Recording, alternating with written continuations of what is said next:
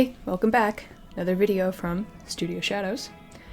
Today we're looking at a 30-minute warm-up study I did of a viper. I believe it's an eyelash viper. I'm probably wrong on that.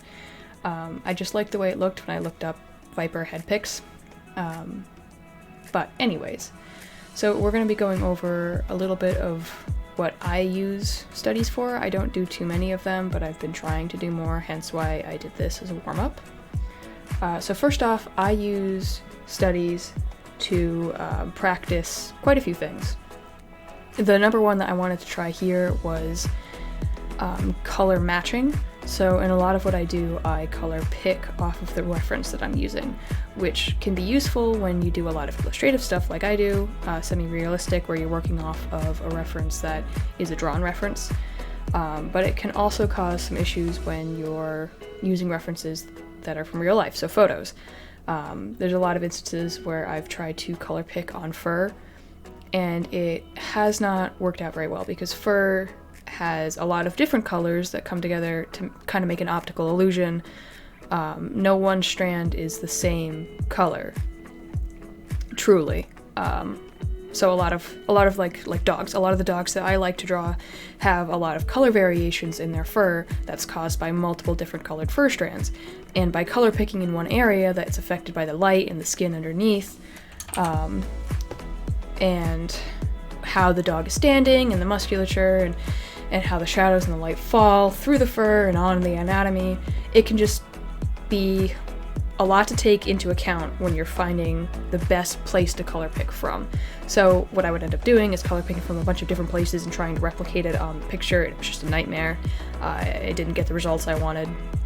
So it's an extremely important skill, color matching, to be able to look at something, match the value, match the hue, and it takes a lot of time and effort. It's something that you really gotta learn. It's difficult to do when you're using colored pencils or paint or any other traditional media, and it can be just as difficult for different reasons using digital media.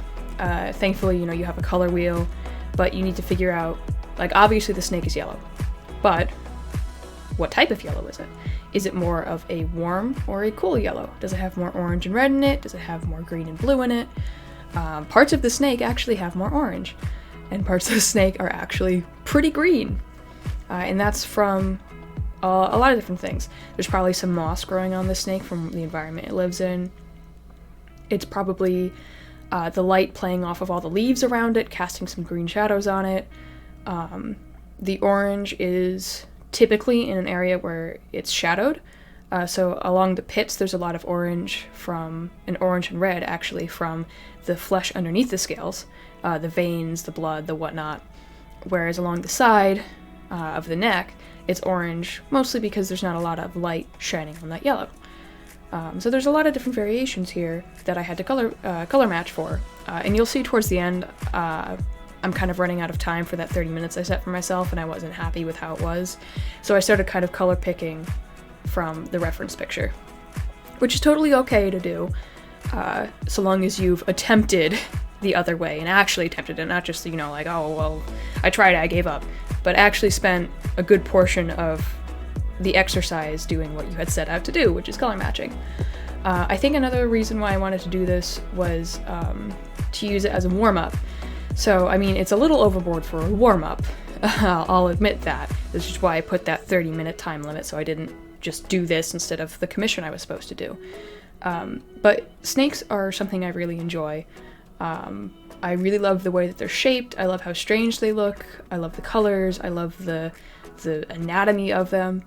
I figured a snake, 30-minute sketch painting, I guess, of a snake would be a really good way to get into the drawing mood. So you can put time limits on studies. You don't have to make everything a master copy or a hyper-realistic thing. They can all be like messy paintings that you did in 30 minutes. Because the other amazing thing that studies are great for is learning new skills, being creative and creating your own ways of doing things. I had to learn, I went overboard, I realized during this, on sketching out all the scales. I did way too many of them. And later on, I figured out, well, I can just use this watercolor brush to suggest scales with blotches of color. What I need to do now, I think, is go and find a Krita brush pack or create my own brushes that I like. Probably gonna go with a brush pack instead to try out some new things. Have a more varied, so I'm not using, the same 5 brushes and trying to, trying to max them out. Because there's only so much you can do with a digital brush that you can't do, that it's different from a traditional brush where you can manipulate it with your fingers and smudge it and like really fine control. Especially if you're using an older drawing pad like I am. But anyways, having a time limit makes you focus less on the details immediately, unless you're like me and you immediately go for a detailed sketch, and more on blocking in colors, blocking in shapes, suggesting the outline, and then getting everything together so like it's a snake. It looks like a snake. It looks like what you want it to look like, but maybe upon closer inspection, it's blurry. Past that is where the rendering would come in, the details. So I find that studies are super useful for me in breaking that habit I have of immediately going for detail. Because what happens with me when I'm drawing is I have a clear idea, or the majority of an idea of how I want it to look, and then I go to put my pen to that paper or the pen to my tablet pad, and I balk. Everything goes blank, and I'm like, how am I gonna get a blank canvas to super detailed? And it's intimidating because when you only focus on the end product, you forget all the steps in the middle. So having a study to do, having a study with a time limit, forces you to be like, well, I need to make this quick. How am I gonna do that? Shapes, basic shapes, color blocking, the suggestion of what is actually there. It's not quite impressionistic work because impressionism is, it's a discipline of art. It's a specific method of doing it. But I suppose, I'm big into impressionism, so I suppose the ways I think of to solve problems like that is kind of based in an impressionistic style. I hesitate to call it anything close to that, though. This is obviously an attempt at realism or semi-realism, at the very least. But yeah, so it forces you to think of different ways. Think of those steps in the middle. Like here's me blocking out the scales. Like, you just saw that I color picked instead of color matched, but that's okay. See, I'm just suggesting that scales are there over my overlay of scales before, and they're not as pointy as the ones on there. They're not exactly how I want, but they're scales. Yeah. And then I just went over a little bit to darken and lighten some areas. So I hope you learned some stuff. Thanks for joining me.